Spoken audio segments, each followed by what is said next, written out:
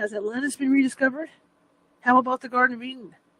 Well, my guest tonight, Stan Deyo, thinks he found them. See you in 5 minutes.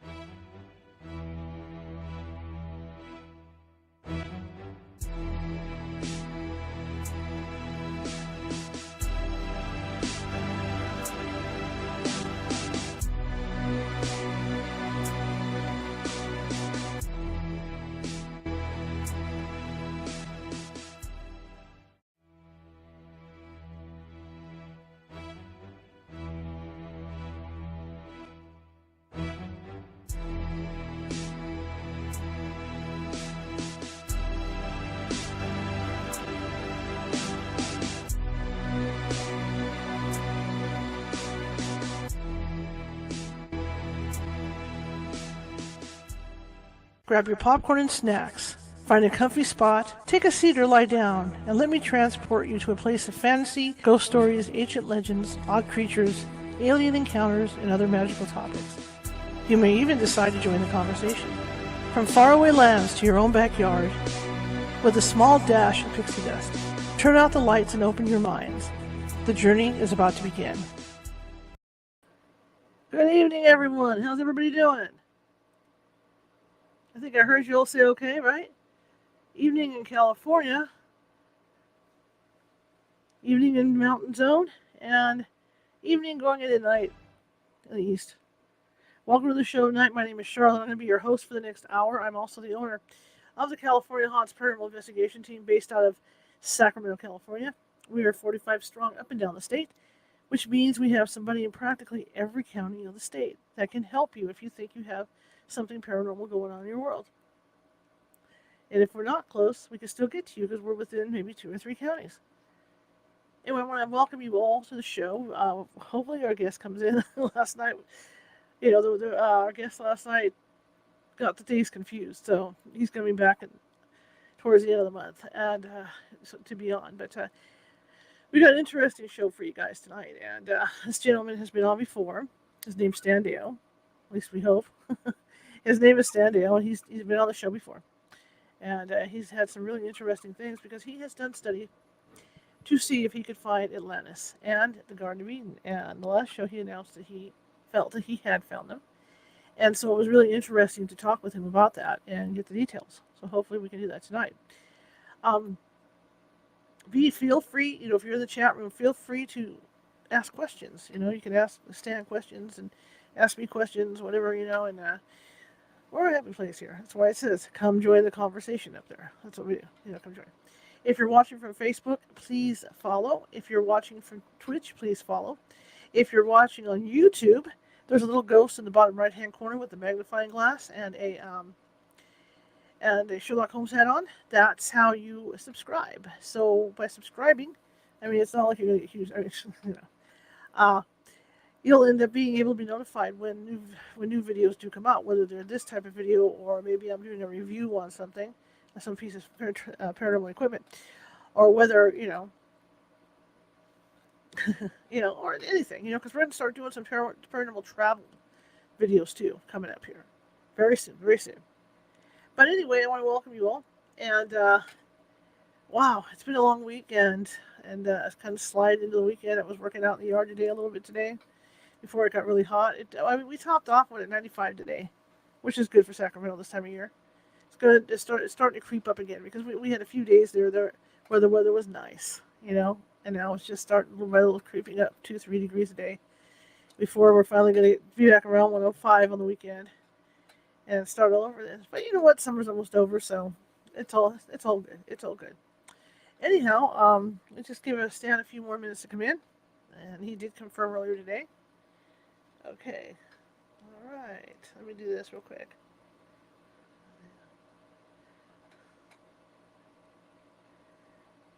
Let's see. Let me do this real quick.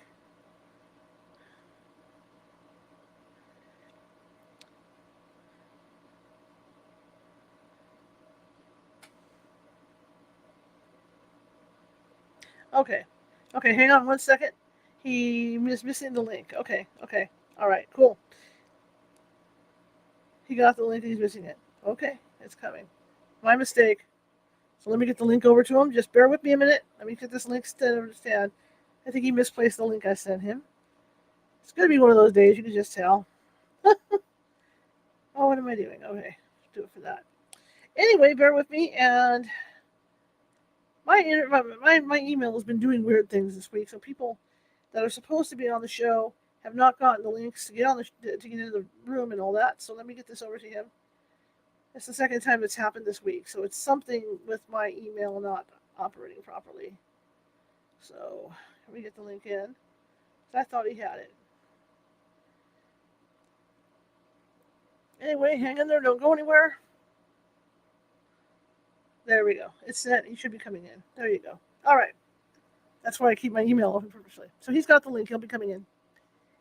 Anyway, I've been a paranormal investigator for about 20 years. Either way, close to 20 years, going up to 25 years. Seen a lot. Most of it up in Northern California. I've done some stuff down in Southern California.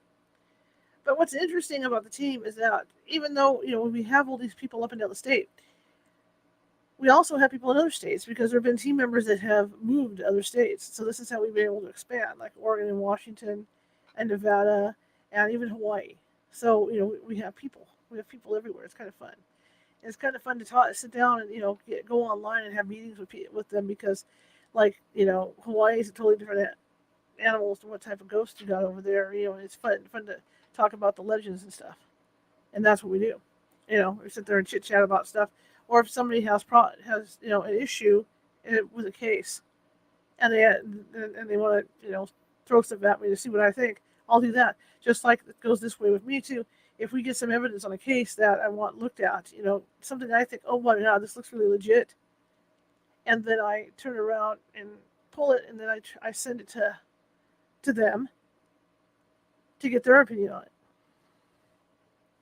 So we do that, and that way. Okay. I just sent him the link, so I'll see what happens. Weird day. It's gonna be a weird day. All right. Just remind him I sent the link. I'll do it again. But yeah, so that's how I work, and that sometimes I may see something and get excited about it.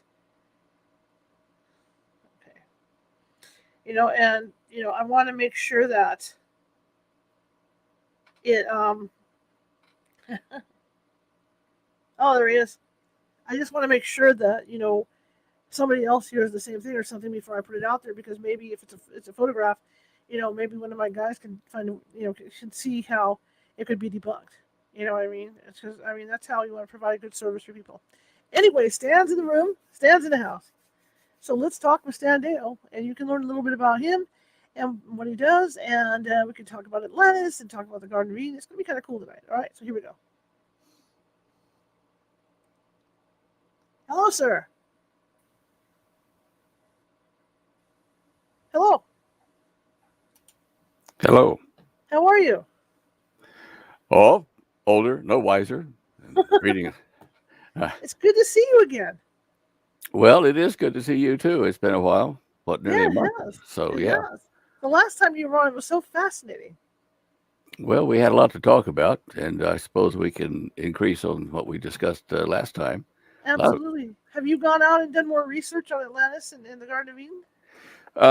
Well, since the last show, no. Okay. But I did a lot that we probably didn't cover. I can't exactly remember what I told you about the Garden of Eden trip, right. But I first discovered it digitally, using Google Earth.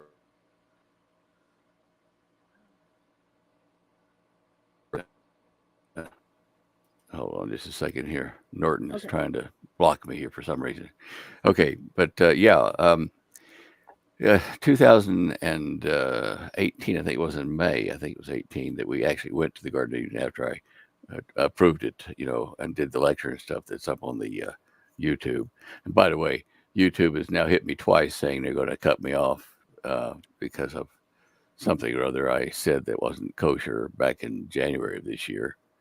They're running way behind if they think that was not kosher. It's gotten only better. Fussy. They're getting so fussy with stuff. I know. They're trying to get rid of us, bit by bit. All they want is happy things. They don't want to hear about mysteries. They don't want to hear nothing. Look, we're about to see this toward the end of this year and early next year. I think we're going to see a lot of things I've been warning people about since about 1978, with the UFO situation, with the Civil War, the invasion of the United States, the Hopi prophecies that they told us. I mean, it's just all coming to a head so quick, I can hardly believe it. My father always felt that there was going to be a civil war. He always said that the country was ripe for it. But like you say, you can see it coming. Yeah. Well, when Holly and I were invited down to the Hopi nation, the Shangopavi tribe, we were invited to meet in the home of the prophecy keeper. And he revealed prophecy to the do something real quick here. I don't know if it's lying. Hey, go ahead. Are you dropping out? Yeah, hang on a second. I'm going to switch internet here. I have a internet enhancer, so let me double. All right, I'm going to drop my my resolution down on the camera. That might help too.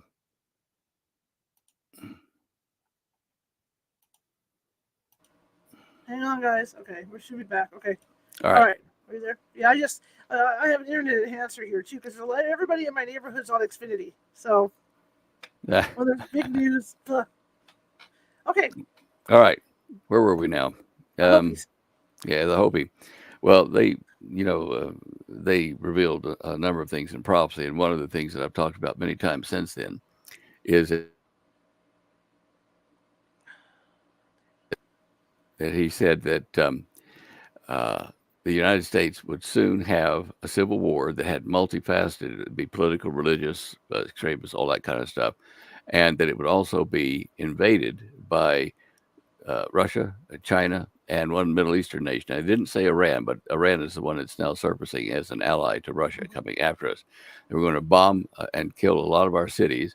They were going to have troops on the ground for a while, and a lot of people would get killed by them. But then all of a sudden, surprisingly, they'd all pack up shop and leave the United States alone, get out of it, and not come back. And we suspect that's biowarfare or radiation poisoning or something that they just wanted. They stolen what they wanted, killed what they didn't want, and now they're gone. But the Hopi say, when the Sioux will all come back up into the Four Quarters region to make a new nation of man after all this happens. But, that was in 96, 26 years ago. And when we did ask them, of course, they said, well, soon. And we said, how soon? Soon. It's Hopi soon, we call it now, sometime. But we're there now. You can see what your father was talking about, and you can see it in the news that we're about to have a civil war. There's no way out of it, actually. It's just... Yeah, there's just people just aren't meshing anymore. You can just tell. Yeah, and Soros, he's playing both sides of the game. Right. He's stirring up the people that on the left wing. They're saying those right wing MAGA crazy people are doing this, and that. Well, Soros is coming in and saying, okay, well, he's having his mouthpieces say it, that we don't really want a civil war, but it looks like we're going to have to get President Trump taken care of because the evil left is now, coming to his home and taking stuff, blah, blah, blah. So both sides of this potential civil war are being stirred by the same hand, the Illuminati, the deep state. And, I sit back and just watch both of them and think, well, I'm not jumping on either train because this is madness.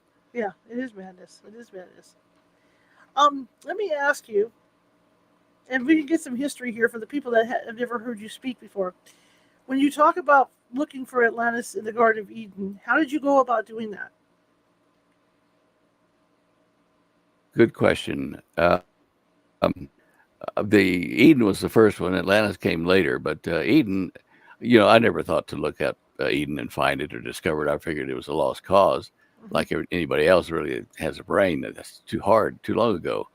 And one night in Australia, out the back of my house in the evening, I was standing over my two rabbits, the pets, and I had been cleaning their cage, and I was sitting there leaning like this on my shovel, and I thought, to those rabbits, I must look like God looked to Adam and Eve, up there cleaning their pen, their cage, or whatever. And as I thought that, I looked down the driveway, and suddenly I felt this mechanical locking of me. I suddenly started to move like a dancer that had been incorporated into a routine. I was moving with the earth. And at that moment, I looked back down at the rabbits and I thought about Eden, and I thought, gee, well, I wonder if I can find it. That was the spark, a weird thing.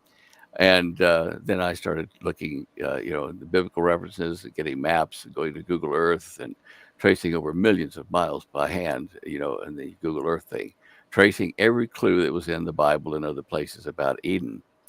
And finally, I thought I had it in 1983 or 4, whenever I published the Vindicator Scrolls. I tracked it all the way to the Danakil Plains in Northeast Africa. But at that time, we didn't have the accurate maps and stuff that came, from Google Earth and from Scripps Institute, which I eventually got. When I got those, I realized it's not there. It's up the river flow from the Great East African Rift all the way up into Tanzania. And I followed it, mile by mile, looking for the water flows. And I found this huge source of water coming out of a plateau up there, the Ngoro Plateau. And I thought, wonder, what people call that area.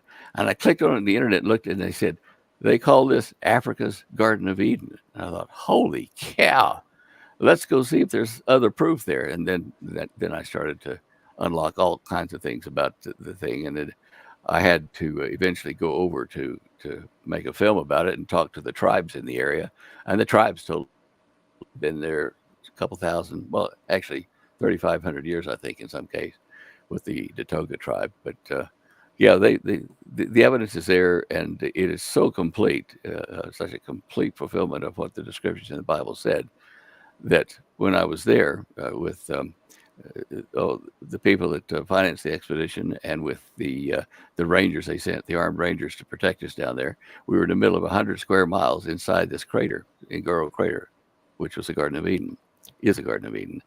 Mm-hmm. And all of us, we realized when we got to this one place called Ingatati Hill, 2,000 feet below the rim of the crater, right there in the center, just offside of the center. It's raised up and it's surrounded. It's got fig trees. Wow.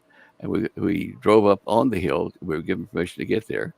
And the hill was divided to two halves, and a water flow had been coming down through the middle of it and down to the floor of the crater, or the garden. And then we suddenly realized that this is where the two trees were planted, because nowhere else in the whole floor of the garden could you stand out there and look and see and say, oh, those are the trees we're not supposed to eat from or, mess with. They weren't hidden in a cluster of other trees, so you'd make a mistake. The other trees are all down on the lower level, but there, anywhere in the crater, you could look over and say, that's a forbidden zone. Mm-hmm. Now, at least 50, 60 generations of Datoga chiefs are buried there, south of there in the crater. And they each, when they died, their graves were packed with stones, and they planted two trees. And I suspect most of them were fig trees. Mm-hmm. Trees growing out of the side of that Ingatati Hill all around, hanging out, in the air. I don't know how many generations there were there, but down in the graveyard for the Datoga chiefs, there were two huge, old, very old fig trees, mammoth, that had calved, and broken off pieces. They were hundreds, if not thousands, of years old. But the legend of the two trees was continued there in the Datoga graveyard. And I talked to one of the Datoga chiefs about it, and talked to the Maasai who came in late, probably 150 years ago, and kicked the Datoga out. But that is the Garden of Eden. Yes, God came down from the sky into the Ngoro crater, and he created man, and then he went back up into the heavens. And, that I had to prove it all, which I did, and go in, and I found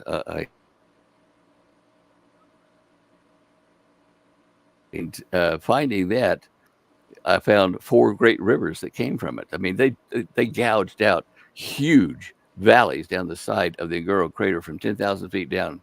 And as they flowed down the Great East African Rift, they formed 3 of the great rivers that separated continents.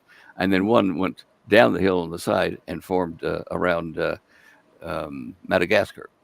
Mm-hmm. But boy, there was a lot of bending over the maps for months trying to track it all. But it is the site. And even the subtlest references in the biblical references say that Satan walked among the hot stones of Eden. Well, there are 49 volcanoes around there inside the Ngoro crater area, right? And outside of it. And there's one active volcano that's been active forever and ever. It's the last natron volcano, which means it's not like a normal magma, 2,500 degree hot rocks spewing out. It's a low temperature, 1,500 degree volcano, still active. Mm-hmm. And periodically it erupts silver bubbles that break and then dissolve in the water from rain and go down and form what's called Lake Natron, which is what the Egyptians used to preserve their mummies. And in that coming out of that volcano, it's called let's see. Well, they say it's God's Mountain. Old. Let's see. I'll tell you the language in a minute. But in the stuff that comes out of that volcano and down into the Lake Natron. It's a preservative, all right, but in that formula is the formula for Alka-Seltzer. So I guess if the world gives you too much trouble, God put them out in there to give you a little bit of relief for your ulcer. Uh, yeah, I have fun with that stuff. But we found the water supply up at the very top at 10,000 feet, at the top of the Ngoro Plateau, and the water flowed down to water the garden to go out into the various lands, to separate them, before the continent split and before Pangea split apart. But the water, I found a 20-acre area right up in the top, right next to the biggest volcano up on the top of the plateau. And the 20 acres still has springs coming up everywhere right in the center of it. At one time, there used to be one spring, gushing, huge amounts of water came up and down the side of the Ngoro Plateau to gouge out those river flows down the Great East African Rift and so forth. It came from right next door to Lake Victoria, which has a huge amount of fresh water, and it sunk down into the earth, into the region there under Ngoro, got heated and blown up like that, and out to form the great rivers, the four great rivers out of Eden. Let's see if I've forgotten anything. Yeah. Anyway, the guards, the what do they call them? The Rangers, and our crew, we stood up on top of Binkatati Hill, and when we finally proved that was where the two trees were planted, and I told everyone, okay, here's why, here it is.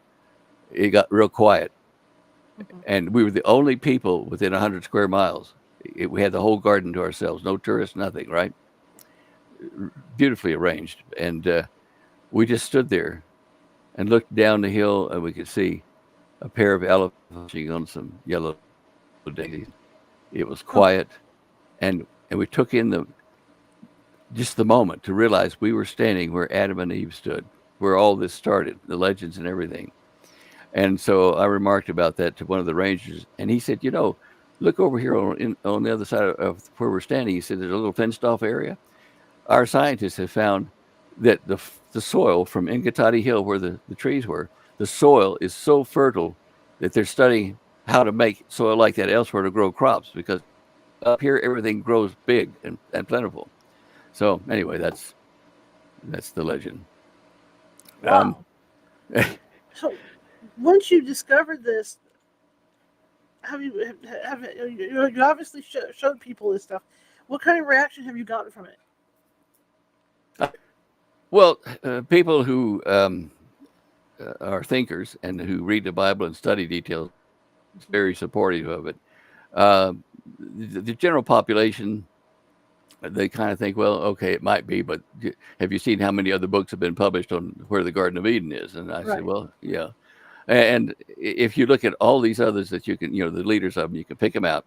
They're not in the United States. It's not in the United States. It's not in China. There are rules to finding where it's physically located. I mean, even King Solomon knew where it was in his writing. And the news agencies, ABC did a special then, Africa's Garden of Eden, and flew over it with the drone to look at the animals. I tried to get a permit to do it, and they wouldn't let me bring drones in, but ABC was bigger, so they let them do it. Right. But eventually, I mean, like over 1.5 million people a year are now visiting the Africa's Garden of Eden. And even before I went over there, like Prince Charles took his family over.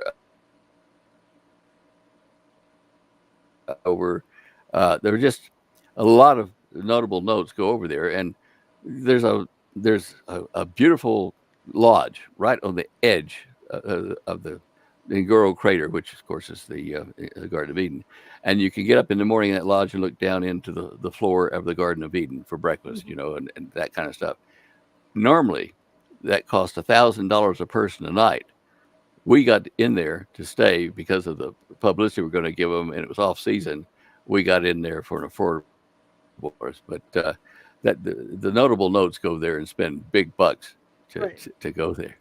And I mean, after a day of going out on the plains with your guides and stuff into various parts outside of the Ngoro crater, you come back dusty and tired. You had a picnic lunch made for you by the kitchen when you go out, but you to like shower and clean up, and then you have wines imported from South Africa, and beautiful restaurants and waiters and coats and everything, and it's like I don't know, having the best restaurant you can think of right on the edge of the Garden of Eden. It was really trippy. I mean, we just everything that happened, you just kind of go. uh, anyway, so Oh, how are people receiving it? People that think, well, like UNESCO has made it a World Heritage Site. They're protecting it because they realize its value, its cultural value. Sorry, I interrupted. oh no, I was me interrupting. I'm sorry.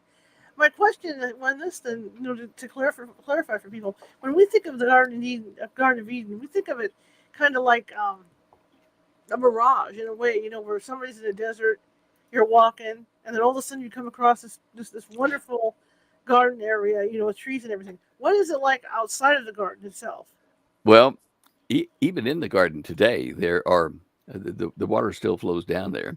Hmm. Uh, the forest, the Lengai forest down the south where the graves are, those are primarily acacia wood trees and some fig trees.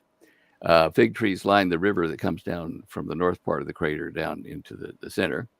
In the floor, the main floor of the crater, the garden, it's covered with yellow African daisies. It's beautiful in the morning. Just wow. Um, I wish I could. I don't know if there's not a way, is it, that I can share uh, pictures with you here or share screens? Is there? I don't think so. If I gave you a link, would you be able to put that link up on your screen at all? I don't. Yeah, I don't think so. Oh, okay. All right. Well, look, let me just tell your audience to go You know what? to. Well, you know what I can do. If you send me the links for later, I can put them on the website. Okay. All right. Well, I'll send them the links to this page here, which has pictures from the Garden of Eden. These things I've been mentioning to you are in this slide 32 of this show images page. And I'm just looking through it now to see the pictures. I think I've got the pictures of the daisies. And oh, yes. Oh, wow. Yeah. I got springtime in the garden. I got daisies in the garden floor with elephants munching the daisies and stuff. Nice. It's a beautiful place. And then there's a road that we filmed when we were taking the crew in to get into the crater, and that's the only access point to get down into it. Mm-hmm. And we call it Adam's driveway because as you are on the red soil, the red earth up there on the rim, and you're starting to go down, acacia trees form an arch, a natural arch over the road, and it's like a driveway, right? And so you get through the driveway to the elephant, usually eating some leaves or whatever. When we came, he was knocking over a tree to eat the leaves from this fresh tree kill. But these pictures, a lot of them are on here, and then the rest of them are in videos that you can see on the internet for free. We did this in May, just at the end of the rainy season, so it was a really good time for us to go. And you'll see the crew there. Christina and Jared Gretsch, they're jewelers over in Pennsylvania, and they wanted to go to this place and kept telling me, let's go. And I said, no, I don't want to go. So I said, they finally badgered me to, they said, we'll pay for the trip if you'll go. I said, all right, well, that sounds like a deal. And off we went. And it was physically very demanding for me because back troubles and stuff like that. But, and I'm old.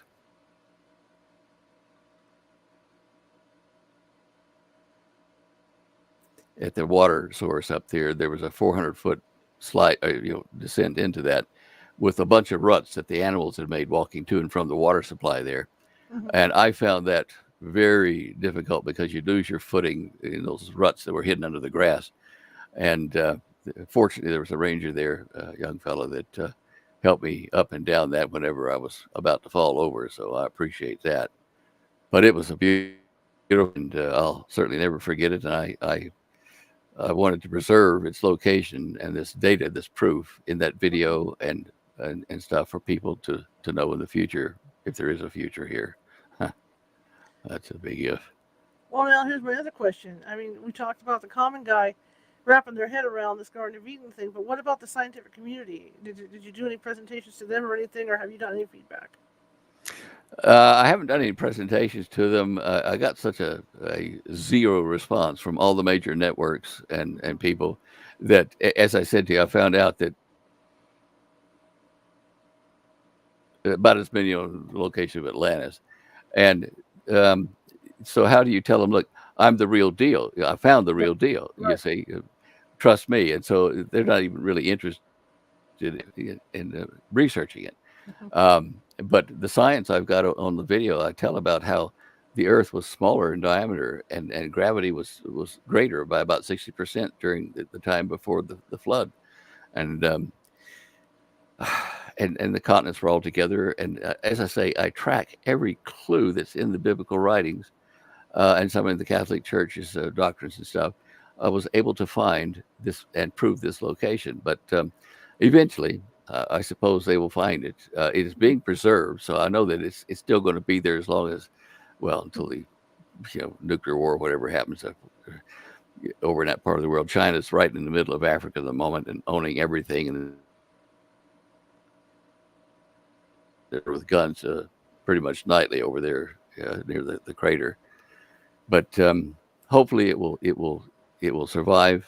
But now that I've proved it, we at least can say that in the future that it was real. The Bible's real. It did happen.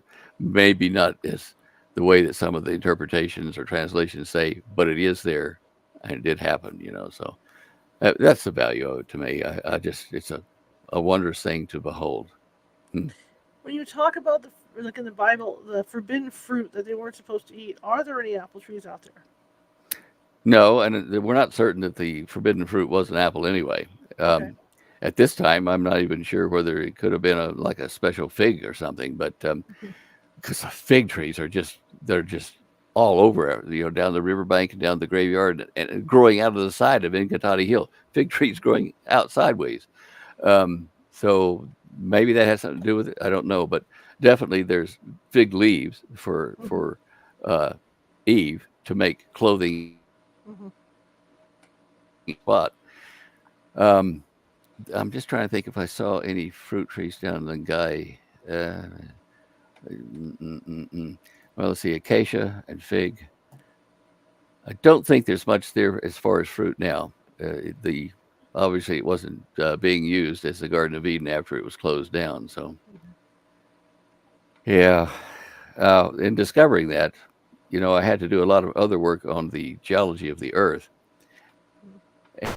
how the Earth used to be like 25% smaller in diameter and why, and then to prove what caused it to expand suddenly and to separate the continents in Pangea, um, and then what caused the flood was part of what caused Pangea to break up, probably the major part of it. And I found a large asteroid impact, 15 miles. The asteroid is about 15 miles in diameter. When I found that, and that was a hard thing to find, Mhm. that put all the pieces together. Eden, Atlantis, the Great Flood, the cause of the flood, and where the hybrid, half human, half were created in the northwest part of Saudi Arabia, which is in Israel area there in Jordan.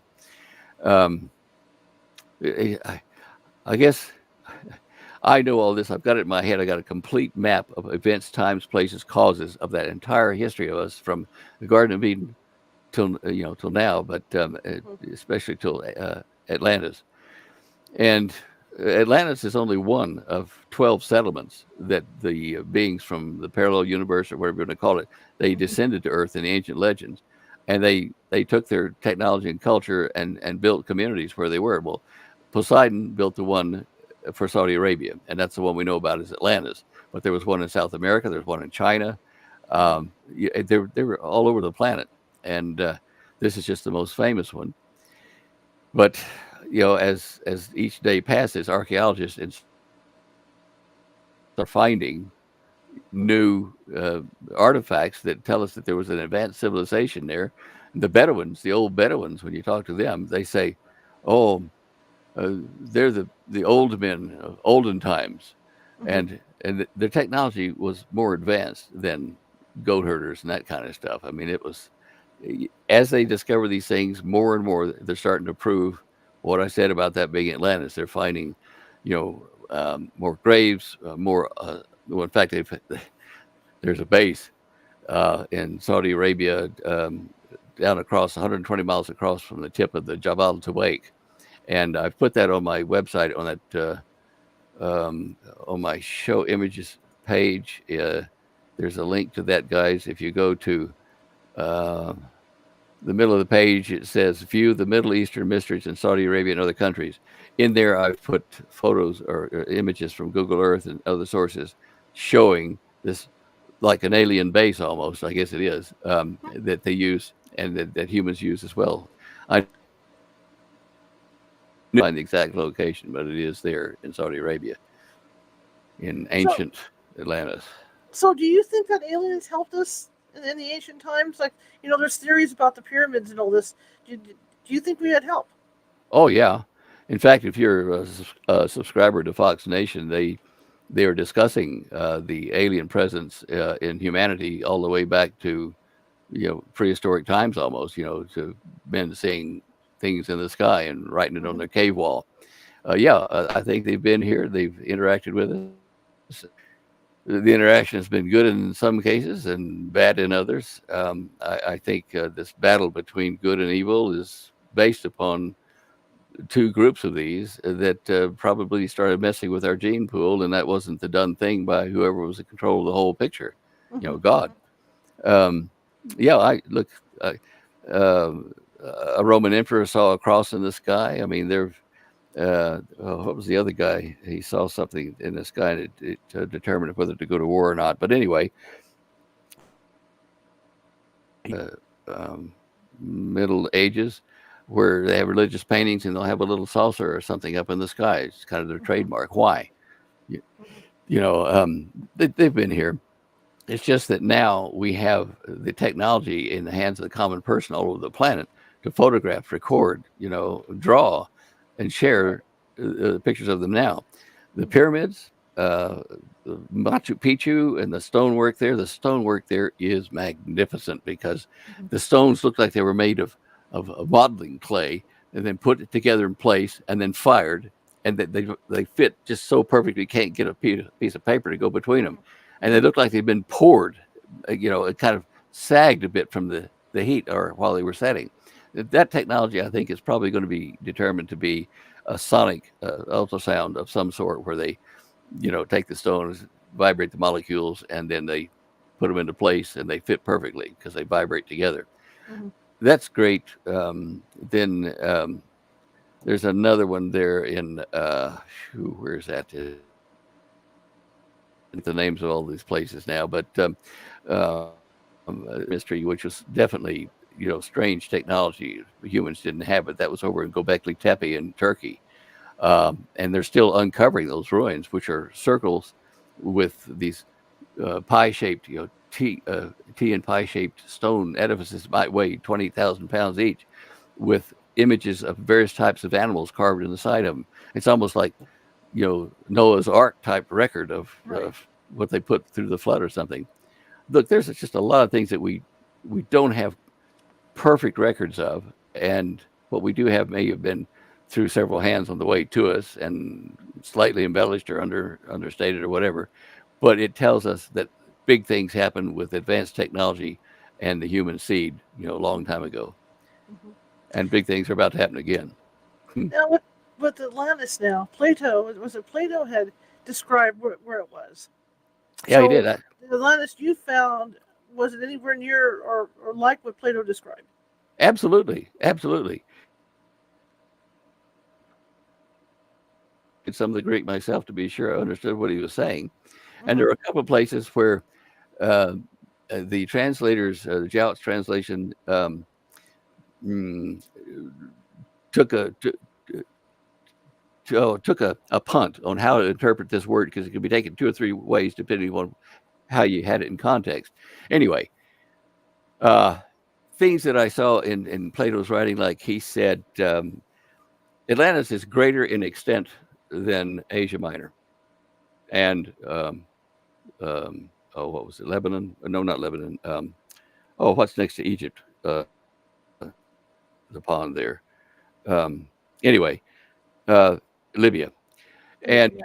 and he said it's greater extent than those. And you think, well, now, back in his time, they had ships. They didn't have satellites or planes. Mm-hmm. So how did they know what the coastline or the size of Atlantis was? Greater in extent than Libya and Asia Minor area, greater in extent than what? Their coastlines. They can measure the coastlines. So I measured the coastlines, and I said, well, now he said it was you'd go out of Greece and you'd go west to the Pillars of Hercules. Well, everybody else has been looking to Pillars of Hercules west as the Straits of Gibraltar. You Mm-hmm. know, okay, but the Earth, Chinese records, has twice been upside down where the sun rose in the west and set in the east, Okay. backwards. And now during that time, west of Greece was east into Turkey through the pillars there at the port. Oh, the Bible even mentions its port. It's so old. But I show that in my discussions of Atlantis, is that that's where the two great, huge mountains are that are the pillars of Hercules.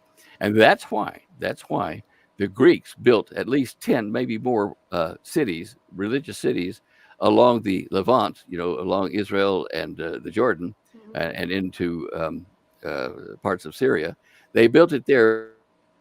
Hercules was rumored to have been born in the mountains there, close to northern Israel, northern Jordan, and western Syria. All that in there is where they worship their gods. And I've actually walked in one of those 10 cities they've dug up now, the Scythopolis city.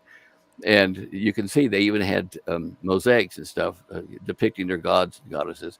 That's why they went over there instead of to Greece, to say this is where the gods came from.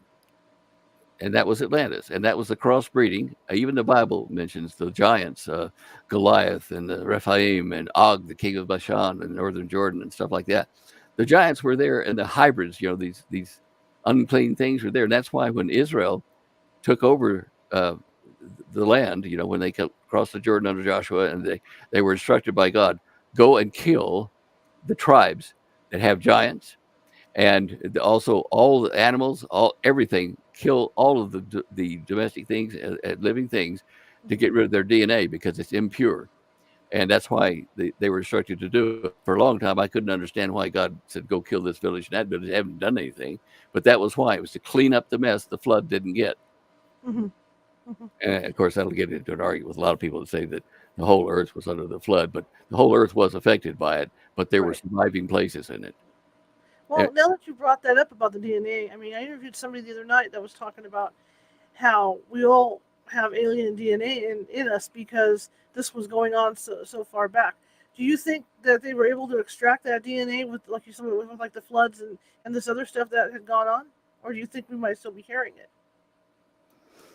Well, I know I went to 23andMe, and my wife and I did, and we put our saliva test in there to get tested. Right. And I both of us got German and French and Irish and stuff like that, and about 0.4% of Neanderthal. So I suppose there could be some alien DNA in there. There's a lot of our DNA strand they can't even figure out why it's there. It seems to be dormant or not doing anything important anyway. So That's fascinating. Neanderthal. When you said that, I thought you must be waving at those guys in the commercial. Was it Geico? yeah, yeah. I don't drag my knuckles anymore. I feel like giving that up. You gotta laugh, Charlotte. You gotta Yeah, laugh. you gotta laugh at this kind of stuff. So with Atlantis, now you got the location. What proof did you see or find that it was there? Well, first of all, there's over 1,500 burial sites that all are marked with what they call the keyhole formation, which is a circle like that over a wedge down like that, like a keyhole. Mm-hmm. And that is and these keyholes down this part of them, they had two bars going across it like that, or two rings or half rings. And it's all over the country. And I found a lot of them, and one particular set that it's got a fence around it because that country has has preserved them as special graves.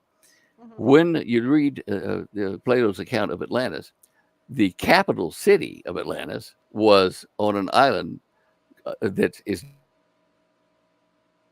of Saudi Arabia Mm-hmm. in the Persian Gulf, the Arabian Gulf now, I think. But anyway, this island of Dammam is after the flood and the sand and everything. It's now loosely connected to Saudi Arabia, Mm-hmm. but it perfectly matches the dimensions of the concentric rings around Poseidon's Island, where he built a castle for him and his wife, where he had hot water and cold water come up from the ground to water them. Okay, that's the only place in that area, in the whole region, Mm-hmm. that has an underwater source of hot water and cold water in a dome there, the Dome of Dammam. I Mm-hmm. even talked to the satellite, to the astronaut that took the pictures of it from orbit to give me the dimensions of it. You can see it like a pimple. It stands up in a 3D map of the Middle East, a round pimple there with little, kind of stretch marks around the side of it. Mm-hmm. And that was Poseidon's Island. But now, if you look at it from the top, it has a circle where the castle was. It has a wedge shape like this coming to the mainland where they are, built up area of stone and stuff. Mm-hmm. And it describes it perfectly. And when you look at these grave sites, they're all honoring Poseidon's, the map of Poseidon's island. Um, and even, what was his name? Lawrence of Arabia. Mm-hmm. He said there was a lost city. It was part of Atlantis there in the Rub Khali somewhere, that the Atlantis of the Sands. Um, the people there know there was an ancient civilization, and the flood did sink that whole country. It was 1,650 feet. But what happened was, uh, well, let's see. This can be Saudi Arabia today. This is the Mediterranean. The asteroid hit over here in the ocean and pushed India up to the Himalayas like that, but it created a wave, a huge wave, and it caused Atlantis to do like this, I think, or do like that, It threw 2 miles of land over the top of Oman here, Mm-hmm. and there was a 1,600-foot drop over here in the Mediterranean. It was covered with sand and water and stuff. It was absolutely destroyed by this impact. And as time passed and the planet expanded, then that water receded and the sand sat on top of it. But that's one of the reasons I think that we have such you know uh, good oil, petroleum over there, close to the surface, because all those dead bodies and things, and with seaweed and stuff, that hematin and chromatin, that's what you need to make oil. Mm-hmm. So I suspect that we've been putting Atlantean remains in our gas tanks for a long time. Keeps the Anyway, magic going. yeah. Now this asteroid too. Um, I discovered it. I've talked with the University of Australia down there, Australia University on the northwest coast, because they've been looking for this asteroid too, because they found signs of it 16 feet down in some of the core samples and whatever. And they won't agree yet that I have found the asteroid up that was, that pushed Mm-hmm. it. You know what? We suspect that you're correct, but the aging we put on the soil samples between eastern India and here seem to be apart instead of together. But it's a minor thing we'll have to discuss at some time. Mm-hmm. One of the physicists, one of the geologists there says, I like the idea. The other one says, I don't know, curmudgeon anyway. But uh, that impact was then verified by an oil company, a guy who was exploring, in the Middle East, and he had his laptop in the middle of Mongolia somewhere, and he dialed me up on his laptop. And he says, "Hey, I've just been watching your video about Atlantis, that asteroid that hit out there in the Indian Ocean, and we could never figure out what put 2 miles of seabed up on Oman like that, and you found it. That's it. We've been looking for it." So Mm-hmm. I'm getting some scientific, official support, and for what it means, I don't know, but I'm convinced. There's just you couldn't convince me that it's anywhere else. That's it. I find this very interesting and fascinating in that, Mhm. everybody's been looking for Atlantis, and you seem to be the we're the only people that's figured it out. I mean, how long did it take you to figure all this out? Oh, a couple of years. Probably 4 years counting. I put it in one book, and then I got some more information and did some tracking and stuff. As more technology became available, especially from the Scripps Institute, I was able to narrow down the search. But the main thing was allowing the Earth to be upside down, change the east-west thing, and that then solved the problem almost immediately, because I found out that you could go through that area there in the Mediterranean between those into Saudi Arabia and down to the Euphrates and that kind of stuff. I found that the Euphrates was in the Hebrew references to it, it's called Ephrat, repeats it, and that's an ancient way to say broken or pieces. And I found that the Euphrates had been broken in half. It used to come all the way from the Garden of Eden around the Levant and down into the Persian Gulf. Now, people have been trying to tell us that they found Eden down in the Persian Gulf. It's sunk. There is a sunken civilization, but explain to me how something below sea level runs water uphill to make all of the continents. They're not logical. You've got to put all these things down, and you got to prove every point. Right. And the extent between Asia Minor and Libya. Why did he choose those two countries?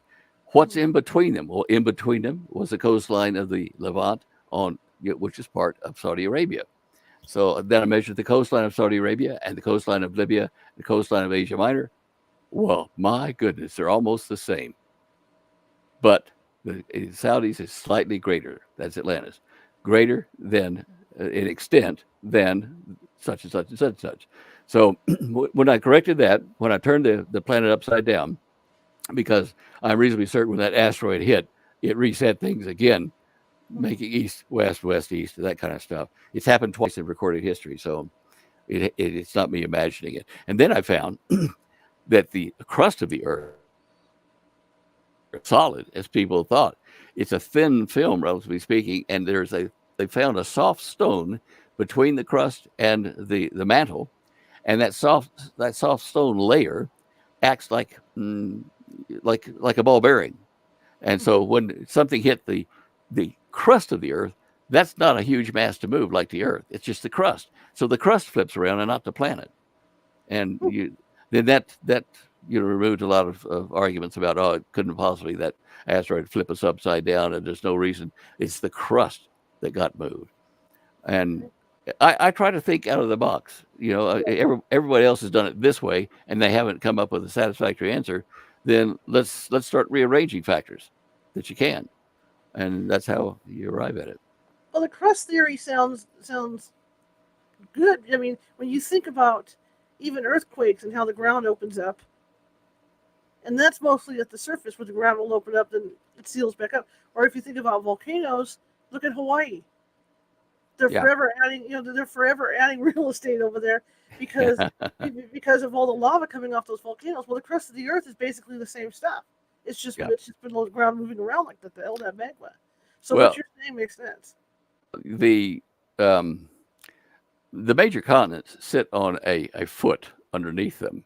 That's a pretty hard stuff, like diamond hard stuff. I forget the name of it, but each continent has that, and at the base of that is where you have that transition zone between the crust and the mantle, and the mantle is in serious business and magma and all that kind of stuff. But the biblical accounts of the flood said when the flood started that it rained first, for 40 days and nights, and then it continued for another 60 days or whatever. The waters continued to rise. And the hot water from the ocean cracks blew up to fill the oceans. Now, if you look at an asteroid impact of 15-mile diameter hitting the Earth, now it didn't hit it like that straight on. It hit it at an angle of about 32 degrees, I've calculated. Mm-hmm. Now, when it hits with that much energy, it first of all vaporizes all the water and stuff it hits there on the east coast of India in those days, throws it up into the atmosphere. And if you'll remember, before the flood, there were no clouds, no rainbows. Right. That watered the plants and forests at that time was a heavy dew or mist that came up at night, and then it condensed on the plants. So when the asteroid hit, it vaporized all this water. It went up into the upper atmosphere and cooled and formed clouds, lo and behold, and then rain and rainbows. So that's one clue. But the fact that it was able to move India from its position, longer position than it is now, you can see it in the seafloor of the Indian Ocean. You can see where the tip of India used to be, where Sri Lanka was down there. It was like a pattern on your latte, a little chocolate pattern that you blow it and it moves over and shrinks up a bit. This is what happened when that asteroid hit down there. And the asteroid impact on the crust is still there. You can see it on the coast of India, but the hole it made is not even in India or Sri Lanka. It's down on the floor of the Indian Ocean. And it carved such a hole in the surface of the earth there, where thousands of miles of scooped out Indian Ocean, which got pushed underneath New Guinea and shoved it up. NASA has a map of our planet showing the variations in altitude, from the center. There's only one place on the planet that has such an impact as that, and that's where that asteroid hit. It just self-defines. I'm telling you all this in a condensed, few minutes here. Right. Yeah. No, I understand it completely. I get it. Because that's what's going to do it. I mean, a good example, if you want to see pushed up land, go to Arizona and look at the crater there. Because you see how it hit, and then all that land got pushed up around it. Yeah, Barringer, yeah. Yeah. When I say I'm telling you all in a short bit of time, what you're missing is that weeks would go by and I would sit and think, what is this clue and how do I prove that? And suddenly it falls into place. And I go, yeah, son of a gun. And I'll check that one off, And so you miss the excitement of the hunt, which took years. But it was fun. And I'm certainly glad that I was able to do that. One day, when we get rid of all the political nonsense and the cathedral of science that think they know everything, this will come out and they will understand. Hey, I get that whole excitement thing. I get like that at night. I have these epiphanies at like 2, 3 in the morning. I have friends that are up late at night, and I'm the first one on the phone going, oh my God, I just thought of this. So, it's like, I get it. Tell me a little bit more about Atlantis. I'm fascinated by that. In that, were you able to find any artifacts or anything like that, or was it just mainly on paper that you figured out? No, when you say artifacts, I found the clues in the land. Certainly finding Damam Island as Poseidon's castle, that was a major one. Mm-hmm. And then I started looking with Google Earth and with Bing Maps as well over. If you're looking at, let's see how to do this. This would be the Mediterranean here, Saudi Arabia, India, and Israel here, and then all the way down here to Oman. Now, I lost my chain of thought there. What was I going to tell you about that? If you're there, right in this area here, there's where the high mountains and trees and forests were, and some of them are like in several places down here in the Rub al Khali, petrified. So there were the massive trees that were supposed to be in Atlantis, and they were cut down and logged and sent down here by raft. It said down to the agricultural area, the Great Plains where they grew.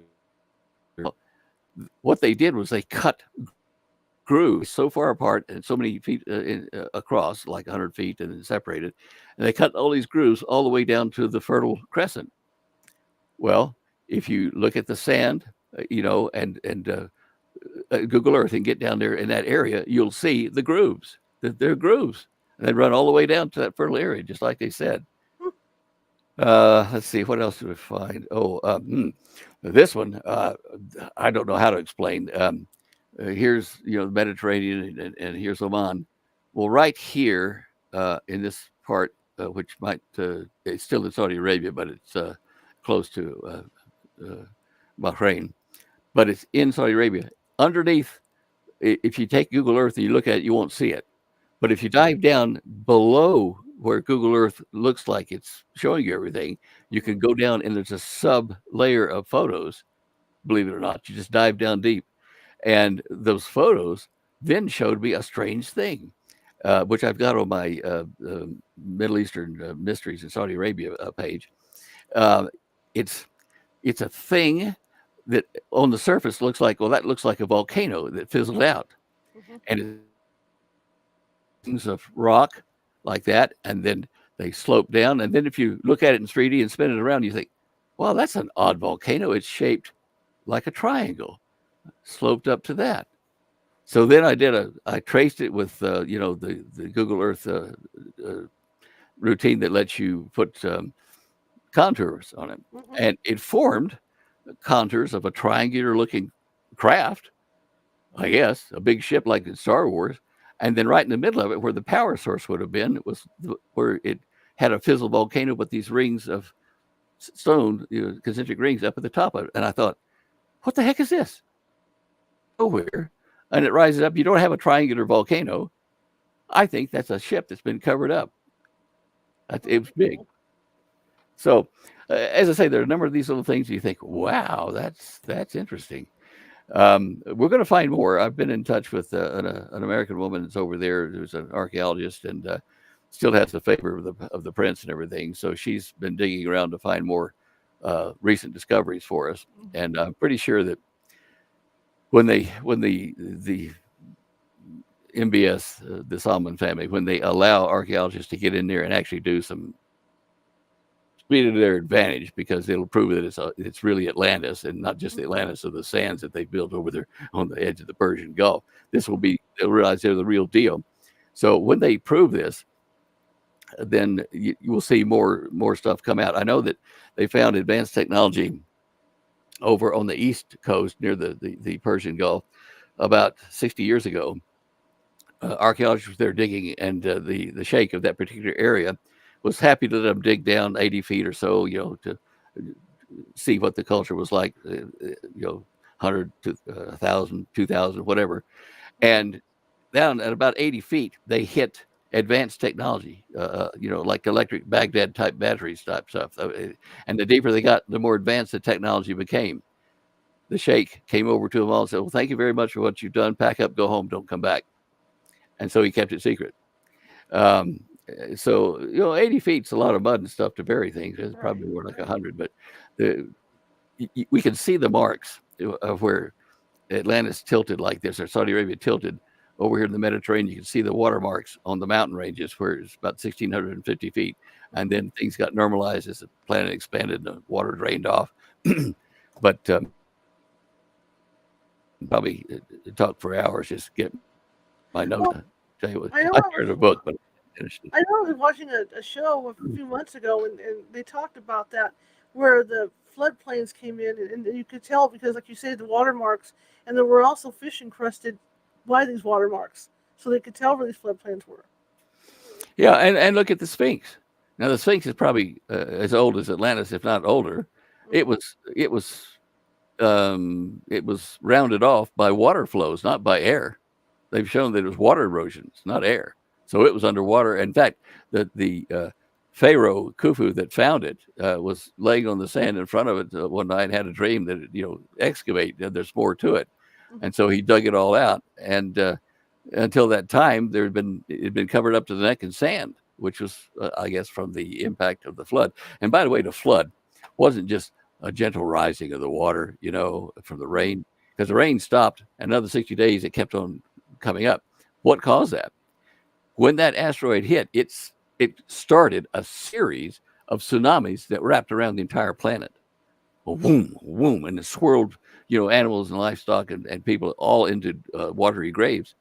So that's why, like the Hopi, when we talked to them, they said, yes, we know about the big flood. Spider Woman came to us and said, go down this hole in the Grand Canyon. I'll build you a ladder.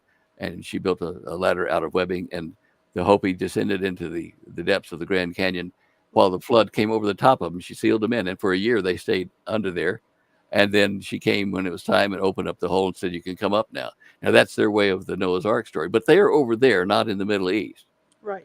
And they're just I mean, China has the legend of the 6 or 8 people on the ark, and it's there were sporadic survival groups all around the planet, because imagine tidal waves sweeping around like that. And the highest mountains in that area, Haaretz, as I said in Hebrew, in Turkey, in that area, they probably got covered with water, washed over several times, and were submerged until the earth started to expand. The water, fell away. That's why you have, like, India was shoved up from where it was down, near Madagascar. It was shoved up into uh, into the Himalayas. That's why in the Himalayas, on the top of the Himalayas, you find seashells and seabed. Right. It used to be down lower until it got hit by that asteroid, shoved it up. Oh, I wish there. It's interesting, like you say, the legends among the Native Americans, because, I mean, even the Native Americans over here had legends about the birth of the birth of Christ. It's interesting to go down that rabbit hole, because everybody knew somehow they were all getting the message for these, for these legends. So it had to come from somewhere. Yeah, I wonder. Christ did mention at one point in time that he had other sheep to tend to. I wonder if after he left Israel, he went around and saw other sheep here. Yeah. I mean, for that matter, it can be on other planets for all I know. But I mean, there were other sheep. And interesting thing about him, he was, fitting him into the extraterrestrial category. When he rose from the grave and he was in the garden there, and Mary comes running up to him and says, "Oh, Master, I'm going to touch him, hug him." He says, "Don't touch me, because I have not yet ascended." What? What does that mean? He was being charged. He was going to rise up and go somewhere, but he had to be charged to do that. Right. In front of the disciples, when he left on the mount there, he's, for the last time, he rose up in the sky.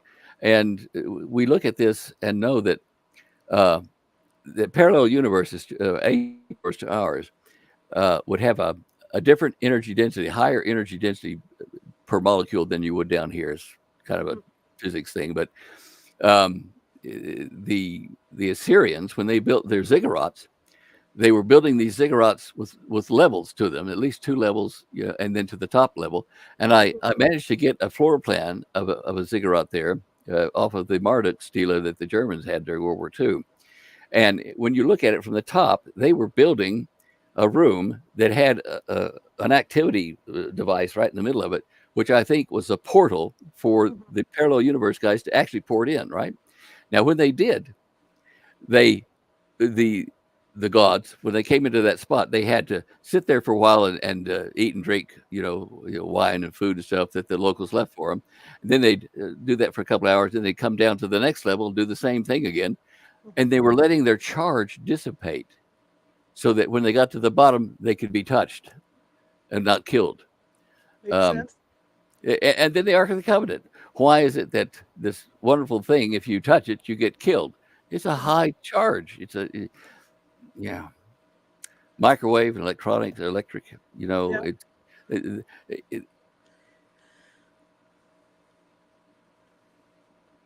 is. Absolutely. And we got that one down here. It's a communicating device between parallel universes, which understandably might have a bit of energy attached to it. Absolutely. This has been fascinating. It's always fun to have you on. Well, it's fun to get wound up like this. Don't be a stranger. Come back again sometime. Well, give me an invite. It might be that you have me back a little bit sooner than you think, the way things are going in the country. That's true. Thank you so much, Stan. I really appreciate it, and I will definitely get you back on here again. I hope you come back. I really do. This was great. And Thank you for listening. Comments in the chat room are very interesting. See, you're an interesting dude. Yeah, maybe I ought to start having parties and just chat to people. I do on my Patreon channel once a month on Sunday, but yeah, we have fun. All right, Charlotte, and your listeners, thank you very much. How can people find you? Oh, standeyo.com, STANDEYO.com, and from there you can link to show images and see all this other stuff I was talking about, or you can read our daily articles of news that Holly puts up and comments. So yeah, everything is there at that one site. Okay, send me some of those images, okay? And I'll do that. I'll do that right now. Okay. Sounds good. All right, Stan. Thank you so much, and have a good rest of your evening. Thank you. You too, Charlotte. Bye to your listeners. Okay, it's always fun and informative to have him on. Every time he's on, I learn something new. I mean, that's what it's all about, right? Okay, tomorrow, of course, is Friday, so it's Nancy Matt's relaxation day Friday. We're kicking back. Not really. We're going to be talking about near-death experiences and how they can, Karen Clark, when she was on, brought up a interesting um, thing in that she said that after her near-death experiences, when she started to kind of experience more psychic abilities. So I thought it'd be kind of a fun idea to talk about those with Nancy, and then talk about the expansion like that, like people that have had near-death experiences, and then they've come back, and different things were happening around them, or they became more sensitive to people's feelings, or something, you know what I mean, or something like that. So we're going to be talking about near-death experiences tomorrow and what they mean to people. Is there a hell? Is there not a hell? Is there a limbo, like they say? Is there? So we're going to be talking about that. So that'll be at 6:30 p.m. Pacific tomorrow. Okay, we'll be here with Nancy Matz. And if you have Hawaiian shirts, we're all about wearing Hawaiian shirts on Fridays. It's just a kickback Friday, casual Friday for us. I want to thank you guys for coming tonight. I appreciate it. Stan was great. We had some issues with the internet. I don't know if it was his or mine. I know when something major happens, like news-wise, my internet tends to slow down because everybody in this neighborhood is on Xfinity, and I know there was some big news that happened today. So usually when that happens, it's pretty well a guarantee. So I don't know if it was his end or mine, but at least we got the interview done, and for the majority of it, it ran great. And Stan is a cool dude. I agree, Libby. I agree. I haven't seen you in a while. Hi, Libby. But yeah, if you like the show, and you're watching off Facebook. If you like this show, I'm trying to read your stuff. Hang on. Yeah, I'll get those photos up, I promise. I'll get them over to the California Haunts radio website. If you like the show and you're watching from Facebook, be sure to follow. If you like the show and you're watching on Twitch, be sure to follow. And of course, if you're over at YouTube and you like the show, be sure to subscribe. There's that little ghost down there in the bottom right-hand corner with the magnifying glass and the Sherlock Holmes hat on. That's how you subscribe. 350 videos over there, different topics. Okay, I think there's a little something for everybody over there. If you like the show, share it with 5 people that you like. Okay, and if you hated the show, this is your chance to get even with some of your enemies. Share the show with five of your enemies. Okay, kind of get revenge on them, right? I think we could do that. Equal opportunity. All right. You can visit us at CaliforniaHauntsRadio.com. I will have this show posted over there, plus the different photos that he has that he's going to share with me. I'll have them up as well. Give me an hour or so to do that. I'm going to take a dinner break here. And if you want to visit the paranormal group, that's CaliforniaHaunts.org. Okay, you can visit us over there. See that thing, ticker at the bottom? That's because the California Haunts Paranormal Investigation Team is, well, I'm not saying nonprofit, but we don't take money for investigations because we voluntarily do them to help people and educate people. So everything you see here, whether it's a computer, a mic, my hat, no, I'm kidding, the back, anything connected to this show, lighting, whatever, comes out of my pocket. So if something breaks, I have to pay for it. Just like I pay for the internet, I pay for the internet enhancer, I pay all that stuff just to keep the show on the air. So if you could find it in your heart to help a little bit to keep the show on the air so we can keep bringing in guests like Stan, I'd appreciate it. You can do that at paypal.me at California Haunts or Venmo, and then just type in California Haunts. It's that easy. Anyway, I will see you guys tomorrow, and like I said, I'll do a website update within the hour here so we can get those photos from Stan. And thank you all for coming, and I will see you. Have a nice night.